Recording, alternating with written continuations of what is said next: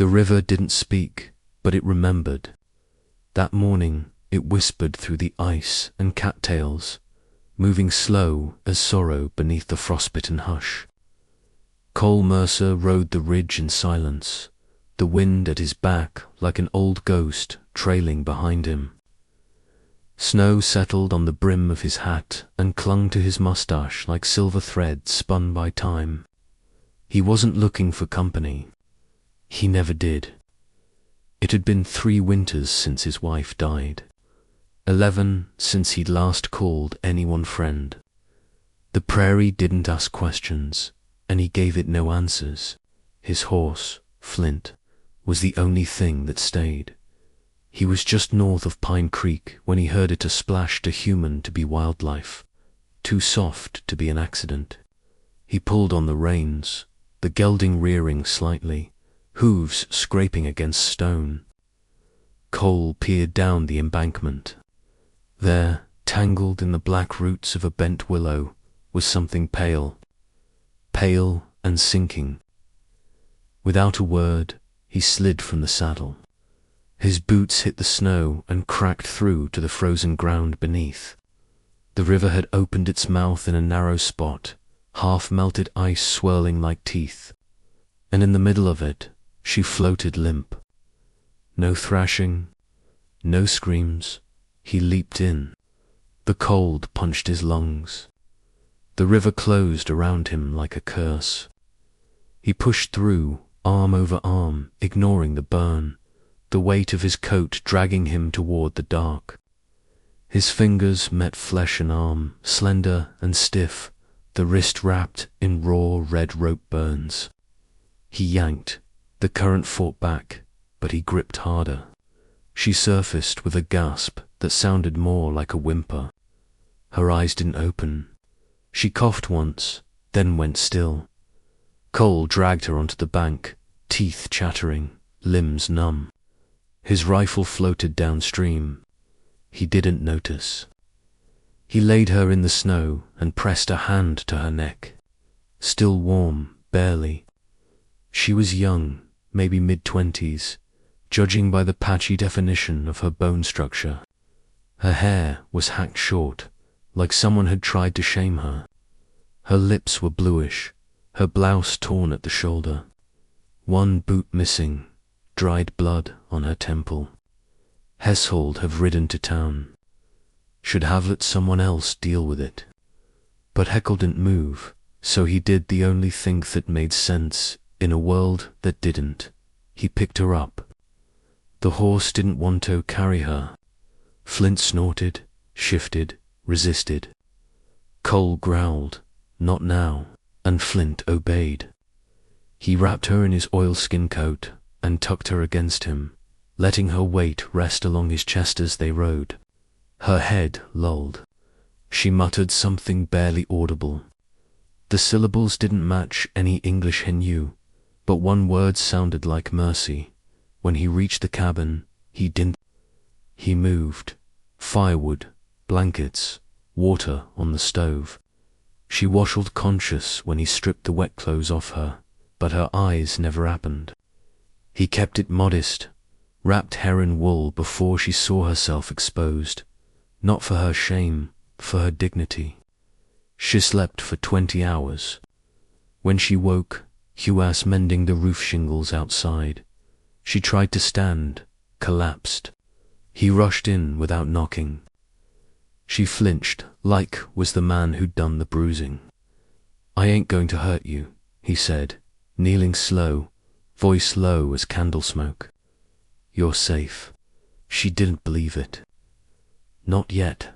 That night, she took a spoonful of stew and nothing more. Her hands shook. Her throat borrowed scars, not physical, but worn bisilences. No one ever asked about. Cole didn't ask. She tried to leave on their 3rd day. He found her in the snow barefoot, holding a broken compass she'd found in his drawer. She held it like it was a relic, a map to somewhere kinder. "You got nowhere to go," he said. Her chin lifted, defiant, proud, Apache, Iceland, lower. He stepped aside. Then I won't stop you. She hesitated. That night she came back and swept the floor, said nothing, just swept. A week passed. Then too, he began talking aloud, not expecting answers, describing his morning rides. The strange cough flinthered, the way the wind sounded like a woman weeping if you stood by the barn door long enough. She listened, said. One night he found her by Thefia, trying to stitch the hem of her dress with twine. Her fingers were raw, the needle dull. He handed her a proper thread box without speaking. She took it, not at once.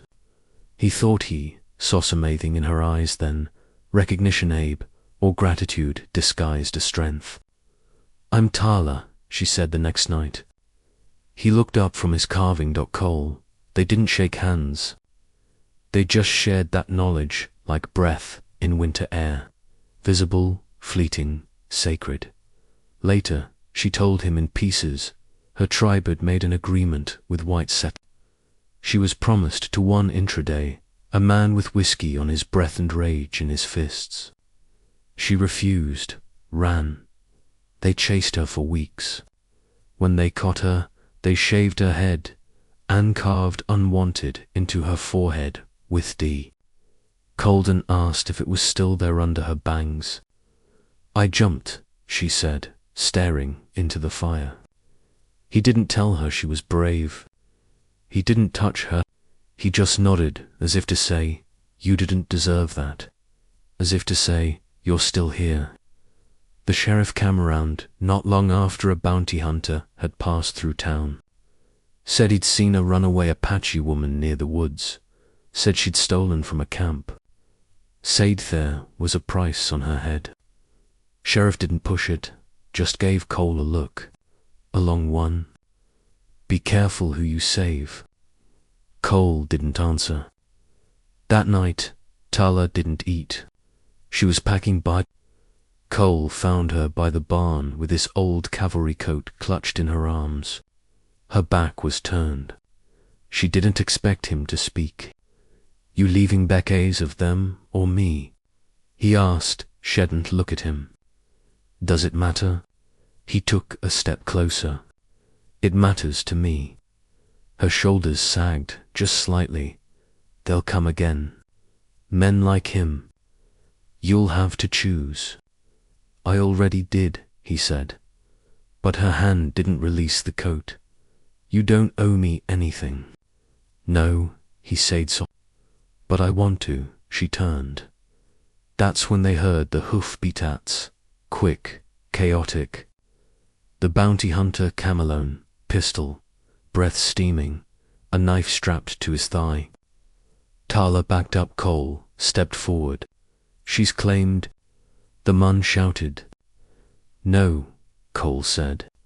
She's not. The man dismounted, gun twitching.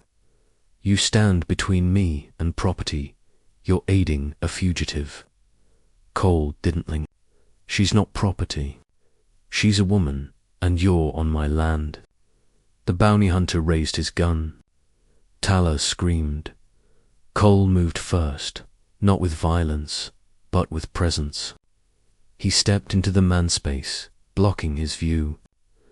The bounty hunter hit him with the butt of the gun. He fell, blood in his mouth, snow soaking through his shirt.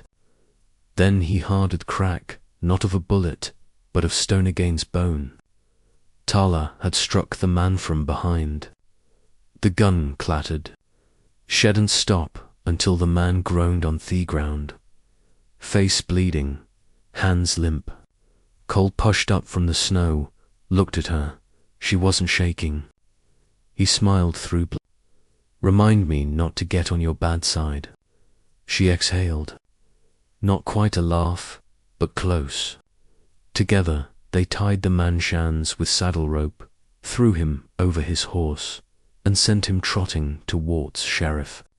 The town didn't cheer, didn't curse either, just watched, silent. That night, Cole lit the fire brighter than usual. Tala didn't sight across the room anymore.